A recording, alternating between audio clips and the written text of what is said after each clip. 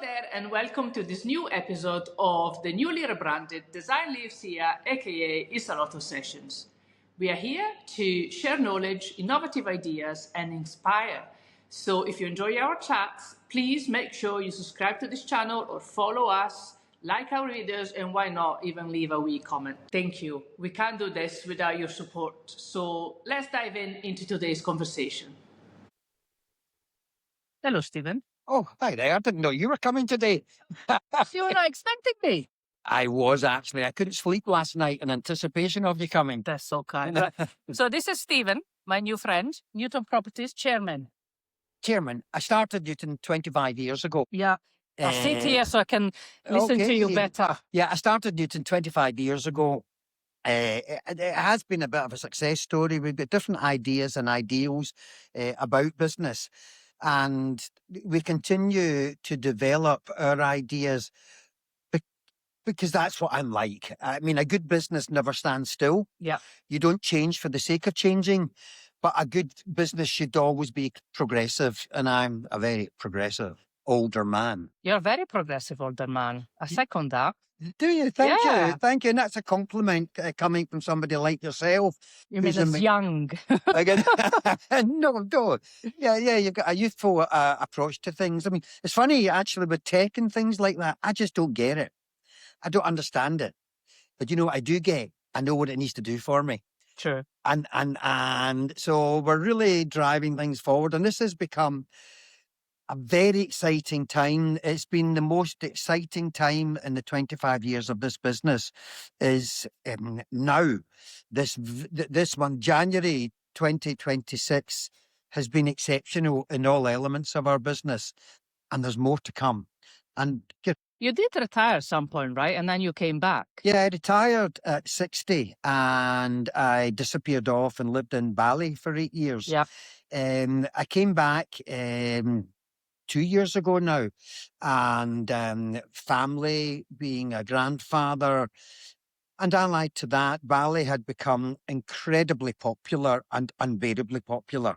So much as there was a draw to come back home to my grandkids, there was also the pressure to get out of Bali because it become difficult to live in.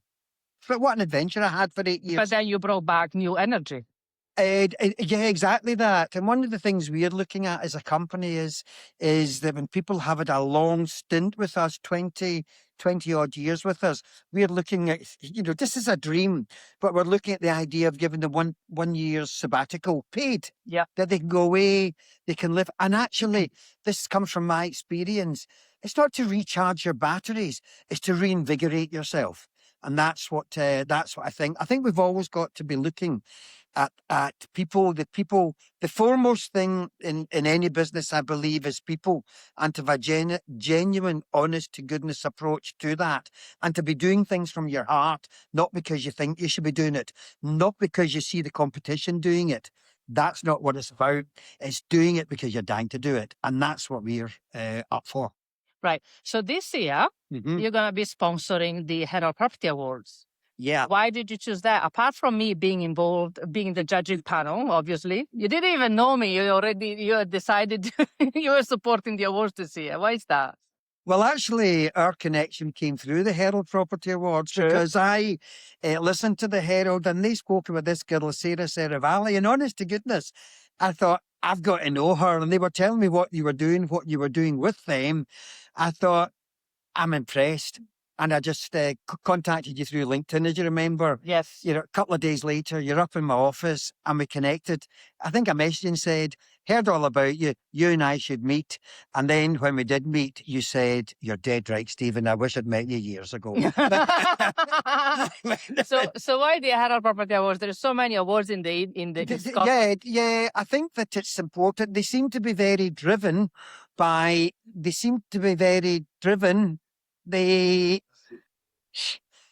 Herald Property Awards seem to be very driven and very imaginative. And out of so many of the awards that we've seen, we've been lucky actually to win. I like the cut of the jib of the dynamic young people that were moving it forward. And I like their enthusiasm. And actually, I felt as well to have some awards for creativity, design, style. And what that does is that drives change, and that pushes people, the house builders, to get in their toes. We deal with all the house builders, so there's a rather selfish element to it as well. But it also wanted to maybe be part of driving this change, this continuing change. And the house builders have done very well in the last 20 or 30 years. But I suppose most importantly was me being in a pedestal that interested me. So why is it that, how did you end up in the property industry? And what is it that you like about the industry that keeps you going after so many years? I grew up in this game. My dad, his family were very working class, west of Scotland, Glasgow, Catholic family. His mum got him to university. He became a chartered surveyor. He did find, as a Catholic, it was difficult to get a decent job in the 1950s. And at the age of 25, my dad, who was quite entrepreneurial, but very gentle, manly in the true sense of the word. He started his own business. And so I grew up in an environment where Dad was a surveyor. He was the first estate agent in the West End of Glasgow. He'd 10 offices throughout Scotland. And there was an excitement around the O'Neill household all the way through the 60s, the 70s and the 80s. As Dad's business grew, it was about new partners, new offices, new ideas. And so I grew up in the game. And so from that, I learned more about this game in my very formative years from the age of 10 to 20. And then obviously I went to Paisley College at the time, it was university, to study surveying, and I failed dismally. And my friends called me a Bombay surveyor because I never get through it. But it's never really, on reflection, to put any halt or barrier to my career. Maybe it's made me try a bit harder, actually, because I don't have the qualifications or the... Qualifications are overrated. If you got a passion, and then if you're curious and therefore keep learning, then qualification is not over. If my daughter came to me and said, Mom, I want to be, I don't know, a joiner or a chef or whatever, I said, absolutely, go for it. As long as you put your heart in what you're doing, right? I think you're right. And I think, I think hard work and energy go very well together, and it's unbeatable. And I think if anybody going into business and, if you're going into business and you're naturally a determined person, a hardworking person, no matter who you are, there's a good chance you're going to do well. If you've got talent, which I have a lot of, actually. You've got a lot of that, yeah. If you've got talent, but it helps as well.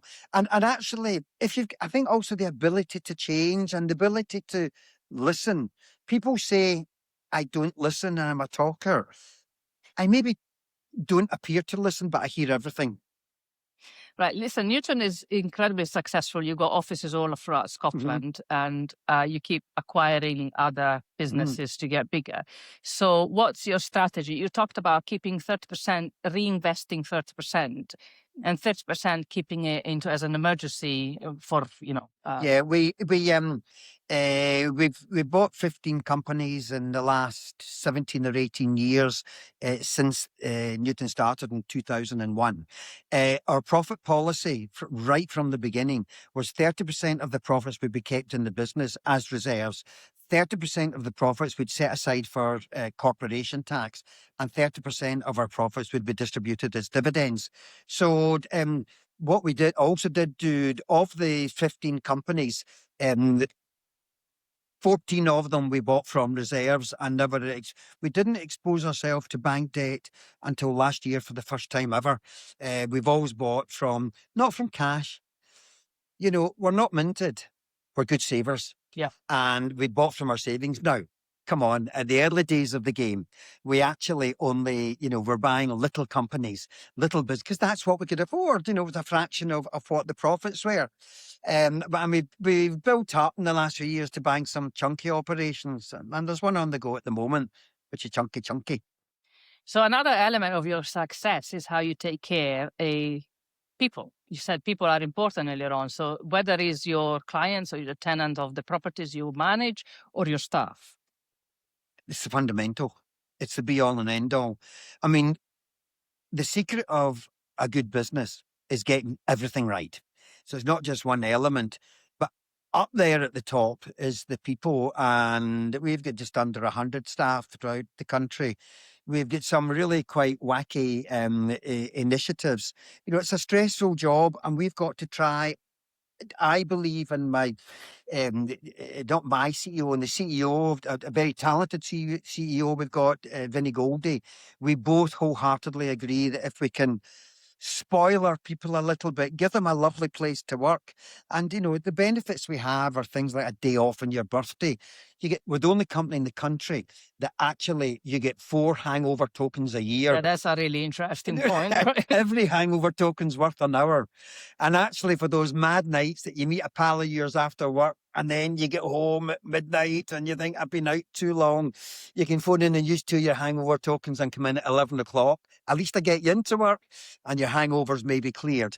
We have things like 18, if it's 18 degrees and sunny in Glasgow, when it's never 18 degrees and it's never sunny, you get an extra 15 minutes on your lunch to enjoy the sun that we rarely see. We have staff loan schemes. We have therapy. If anybody needs therapy, I'm not interested in what's wrong with them. I'm interested in being better. And we'll pay, I think it's 3 therapy sessions for them just to help them get back. And also by doing that, it's a kind of feel good element to that. Yeah. That if the people that you're working with or for take that kind of interest in you, I think it helps you, you know, feel better that your issues shared. I'm never interested in what's wrong with people. Never.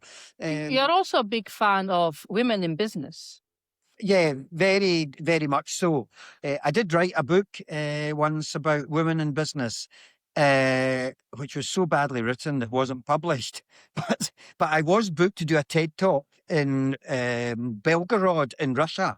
And unfortunately, that was in the COVID period. And, it was booked in May or June 2020. I did the video interview. I really enjoyed it. I was really good. I remember the day well. I'm very passionate about that. I really am. And not in that, there has to be a balance of women in business. It's not so like not that. in a condescending way. Not at all. Not No. It's about, I think, a good business needs a balance of women and men on the board and all the way through the business. There's so much value men can get by having a board, not even peppered with, but having a board where there's a good balance of women, and then women that can help with their natural qualities, their warmth and their empathy and their nurturing. And I think sometimes boards can be too masculine. Yeah. And as a consequence, companies can be too masculine. And I feel a nice warm balance. And to be honest, I see it so often that you get successful men especially who I see have kind of bullied their way to the top. I don't want that. I don't want these people. But it's not necessary, is it? You can be successful and make money even if you're kind. You can be beautifully soft and hugely successful just by being decent. Yeah. And again, this is just what I see as I'm getting a bit older. I've always been a bit like this. I've always thought a bit differently. And I believe I'll continue to think differently. And I believe I'm maybe more sensitive than other types, but of men in business. But as chairman of Newton, I want there to be an honest to goodness culture that permeates through the place. And as chairman, and I'm very active in the company, and I've got great people here, just fabulous. And it helps to do great things if you've got great people to work with. And that's what, I'm trying to do and I'm trying to achieve. And never, I always say to people, everybody else in life is much more important than we ourselves can ever be. And I say that from my heart because I believe it. I really, really do. And it's easy to deliver that. It's easy. It doesn't take much to make somebody feel special. That's true. That's very true. Sometimes just a little act of kindness brightens up somebody's day. And sometimes it doesn't even have almost kindness. I agree with you. Civility sometimes. Yeah. Sometimes saying thank you. Sometimes say That was wonderful. Sometimes saying, I noticed that. And I don't do that in a way that's insincere. That's just who I am. And and I'm not trying to praise myself. That's what I can bring to this party. Slightly offbeat, slightly off beam, slightly different, but it works. So what do you want your legacy to be? I think I get quite choked at this. I think my legacy is I want to create a commercial personality that permeates through this business, that we do nothing but continue, because that's who we are and that's the people. And the people, I want to create a place of real opportunity for people. I want people to come in here and see others getting on and knowing that they can get on in their careers. And integrity in business is a great thing. And trust and decency and honesty are all things that customers feed off. And that's what gets us business. So I just want to be a decent player, doing what we're set out to do right. I want customers to say they're brilliant because we try to be. And also the ability for everybody to say, I got that completely wrong. Sorry. And, we move on. Well, then you learn, right? You learn. If you make mistakes, that's your opportunity to learn. Mistakes catapult you forward. Yeah. Absolutely. Absolutely. And I love it. I love it. And especially to, admitting a mistake to your colleague or to somebody that's maybe a little bit senior to you. And it then gets you in the way to help admit a mistake to your customers. Say, oh, sorry, I cocked up. I had a big style. We're human. Yeah. And I try, I think, I try to be more kind of Christian-like. I'm not very Christian, but I try to be a bit more Christian-like in my business ideals and kind of charitable and understanding. Well, I use the word try. I don't really have to try. I feel it's in my way. And this is what I got from Dad in his years in business, was that I spoke to somebody today. But who was it? And I spoke to somebody today and got this guy, and he said, I remember your dad, and he was very entrepreneurial, but more importantly, he was a true gentleman. And if I can be half of what he is, I've cracked it. So one of the special things about the Herald Property Awards is that we actually going to see every single entry. In judging panel, 2 of us are going to see every single entry that's been submitted. So what are you most looking forward to see this year? I'm looking forward to seeing, I love in business a bit of imagination. Yeah. I love practical improvements. Sometimes design can overlook practicality. I don't want to see some fundamentally boring house or property, but I just want to see something with a wee bit of imagination and a bit of style. And perhaps, in Glasgow, I felt that we were at our finest and our most determined when it came to design or style, from about 1860, 1870, right through to about 1910 or 1920. And, in the late 1800s, there's all these amazing architects doing amazing things, because Glasgow was the second city of the empire. It was a hugely wealthy city. Therefore, it had the ability to build and develop and create and be creative. As you got into the early 1900s, you had the Glasgow boys, the Glasgow style, you had Rennie Mackintosh, you had Wiley and Lockhead, you had Charles Edney. I'd like to see a bit more of the Glasgow edginess come out. And I feel sometimes we've rested a wee bit too much in our laurels about previous successes. And we kind of lost the way for a long time. I think we have. Yeah. And I look at Embase, I have to say, Edinburgh, and what's been going on there. And they've really stolen a march over the years. They've done very well. They've taken a good city and they've built on that. They've had a great palette. The new town, the old town, the castle, Princess Street, whatever, but they built on it. Glasgow's a fabulous backdrop. I mean, Glasgow's got one of the biggest percentage of land dedicated to parkland than any city in Europe. My God, I remember going through the parks when I was 18 as I walked gaily to work. and I realised I got Gaelic to work, Gaelic to school at the age of 16, 17, but I wasn't going to school. I was going to hang about the park. But they were beautiful and they were very well maintained. And now they're looking lost and distressed. And I think we've got a fabulous backdrop. We've got some quite magnificent buildings, magnificent interiors. And I would love to be part of something that could help reinvent something. And it's always easy to reinvent something if you get something good that's worth reinventing. We're not taking a disaster. No, we're taking it's something not which worth is bloody saving, good. for sure. It needs buffed up. Yeah. Right. So this is a message to our fellow judges on the Property Awards. I think our judging day is going to become even more debating. I don't really like to be too outspoken, but I like to be quite candid and direct. Yeah. We like that. And you know, as I said, if I believe it, I like to be in the environment. And the important thing is we have an environment where we can feel comfortable and free in saying it. Right. Thank you. I thoroughly enjoyed this.